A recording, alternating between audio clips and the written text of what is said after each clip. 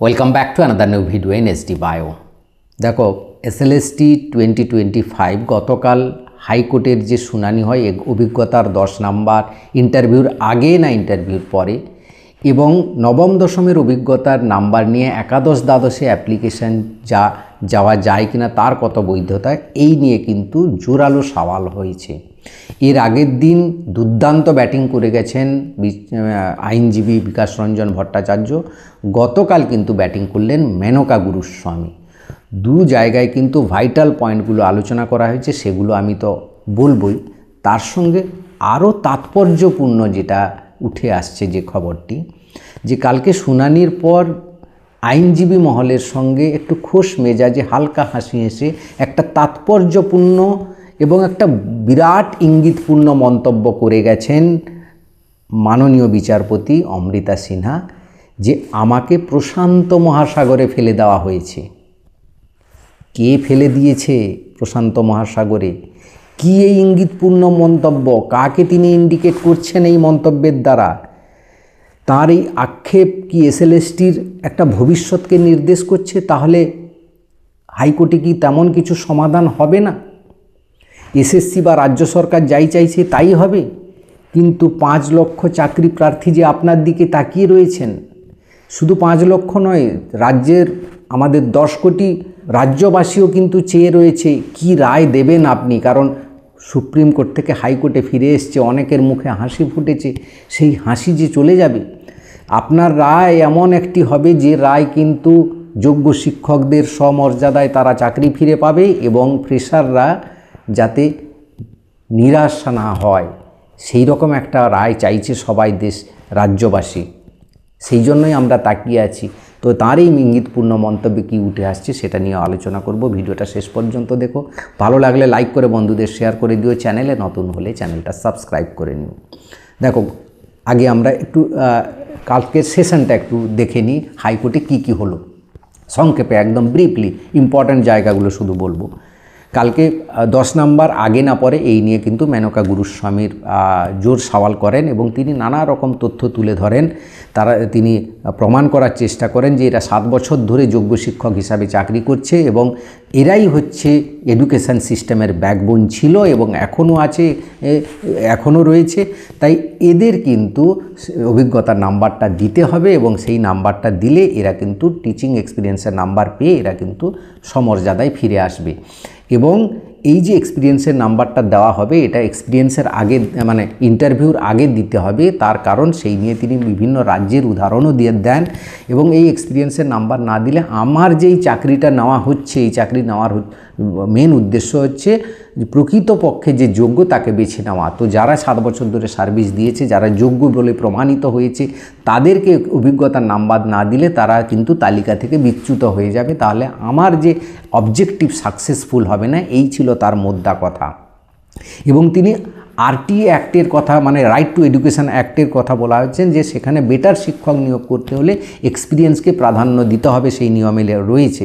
সেই সব জায়গাগুলো তুলে ধরেন এবং ডাউনগ্রেড থেকে আপগ্রেড, অর্থাৎ নবম দশম থেকে একাদশ দ্বাদশের অভিজ্ঞতার নাম্বার পাবে কিনা তাতেও তিনি কিন্তু মত প্রকাশ করেন যে হ্যাঁ, এটা দিতে হবে, এটা দেওয়া হয়। বিভিন্ন রাজ্যের এক্সাম্পল দেন, তার সঙ্গে কলেজের এক্সাম্পল দেন, যে অ্যাসিস্ট্যান্ট প্রফেসর থেকে প্রফেসর, রিডার বা সিনিয়র প্রফেসর, তাদেরও এই অভিজ্ঞতার ধরেই কিন্তু এরকম আপগ্রেডেশন হয়। এখানেও কিন্তু সেই আপগ্রেডেশনই কথা বলা হচ্ছে। এই রকম নানা রকম যুক্তি দিয়ে তিনি প্রমাণ করার চেষ্টা করেন এবং যথেষ্ট জোর সওয়াল করেন, যা নিয়ে কিন্তু সেগুলো আমাদের বিচারপতি কিন্তু নোট ডাউন করেন। এইভাবেই ছিল একটা রানিং প্রসেস এবং এই নিয়েই তারপর শুনানি শেষ হয়। এর পরের দিন আগামীকাল আবার শুনানি রয়েছে।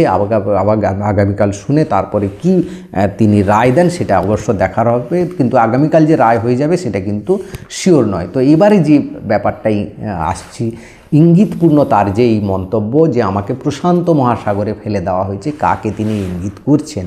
দেখো, পুরো ব্যাপারটা এই যে ঘটলো না, এত বড় জটিল হলো ব্যাপারটা, এর জন্য মূল কারণ কে জানো? তোমরা হয়তো ভাবছো রাজ্য সরকার। আমি রাজ্য সরকারকে বলবো না, কারণ রাজ্য সরকার দুর্নীতি করেছে, সেটা একদম প্রুভড। সে নিয়ে আর দ্বিতীয় কথা বলার নেই। তারা সবাই জেলে যাওয়া উচিত বা জেলে আছে, আরও বাকিরাও জেলে যাওয়া উচিত বলে আমার মনে হয়।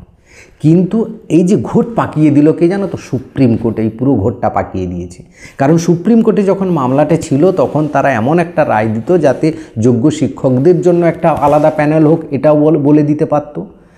তার দেখো, তা প্রথম পরীক্ষা নিতে হবে এটা রায় দিয়েছিল, তারপরে আবার অনেকগুলো কেস নিয়ে সুপ্রিম কোর্টে যাওয়া হয়েছিল, কিন্তু সেখানে সমস্ত রায় কিন্তু সুপ্রিম কোর্ট এসএসসির ফরে দেয়, যাই সবাই কিন্তু দুঃখ মনে নিরাশ হয়ে ফিরে আসে।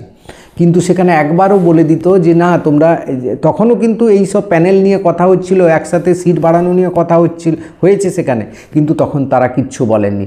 তারা কি করলেন না, কন্টিনিউ করে দিলেন পরীক্ষাটাকে, যে সব কিছু স্থগিতাদেশ, হাইকোর্টকে স্থগিতাদেশ, সবকে যে যা রায় দিয়েছে সব স্থগিতাদেশ করে এসএসসিকে বললেন পরীক্ষা তোমরা চালিয়ে যাও। তো সমস্ত কিছু যখন শেষ হয়ে গেল, যখন আবার যাওয়া হলো, তখন বলছে না এ অমুক করেছো কেন, তমুক করতে কি বলেছি। কিন্তু তখনই তো তারা রায় দিয়ে দিতে পারতেন যে এদের জন্য আলাদা প্যানেল করে দাও, আর তারপর যদি আরও ভ্যাকেন্সি তোমার আছে তার জন্য আলাদা প্যানেল করো, সেই সময় বলে দিতে পারতেন। কিন্তু সেটা না করে তিনি প্রথম যে রায়টা দিয়েছেন যে যোগ্য শিক্ষকদের পরীক্ষা দিতে হবে, এই রায়টা যে তারা দিয়েছিলেন, পরে বুঝতে পেরেছেন এই রায়টা আমার ভুল হয়ে গেছে। তারপরে যতবারই গেছে কিন্তু সুপ্রিম কোর্ট ঘোট গিলেছে এবং ঘোট গিলতেই বলেছেন অমুক করতে হবে না, এটা ঠিক ওটা ঠিক, এই সব করে গেছেন। তারপর একটার পর একটা কেস বেড়েছে, এখন 42-43 খানা কেস গিয়ে যখন আবার সুপ্রিম কোর্টে যায়, তখন মাথার ঝুড়ির ভার সহ্য করতে না পেরে রাজ্য দিকে ঠেলে দেয়, যা তোমাদের রাজ্য তোমরা মিটিয়ে নাও। এই হচ্ছে সমুদ্র, অর্থাৎ পুরো সমুদ্রের যে কেস, সমুদ্রটাকে এনে রাজ্যে ফেলে দিল এবং তার সে দায় পড়ল কার উপর না, বিচারপতি অমৃতা সিনহার উপর। যোগ্য লোকের কাছে আছে, আমার মনে হয় খুব যোগ্য লোকের কাছে আছে এই বিচারটা, এবং যদি কিছু সুরাহা হয় বা ভালো রায় হয় এই লোকের হাত ধরেই আসবে। কিন্তু প্রশান্ত মহাসাগরে ফেলে দেওয়া হয়েছে, এ কথা সত্যি।